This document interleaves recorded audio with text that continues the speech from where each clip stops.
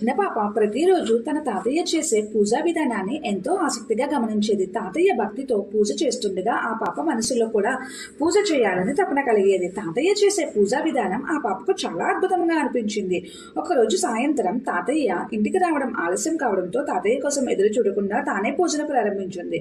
పూజా సామగ్రిని దగ్గర పెట్టుకుని ఎంతో ప్రేమతో ప్రార్థన చేసింది. తాతయ్య ఇంటికి చేరుకుని చిన్నారి చేసే పూజను చూసి ఆశ్చర్యపోయాడు. ఆ చిన్నారి ప్రేమతో పద్ధతిగా దేవుని ప్రార్థించింది. దేవుడా, నా తాతయ్యని ఆరోగ్యంగా ఉంచు, మా అమ్మమ్మ మోకాల నొప్పిని తగ్గించు. ఎందుకంటే తాతయ్య అమ్మమ్మలకు ఏదైనా అయితే నాకు చాక్లెట్లు ఎవరు ఇస్తారు?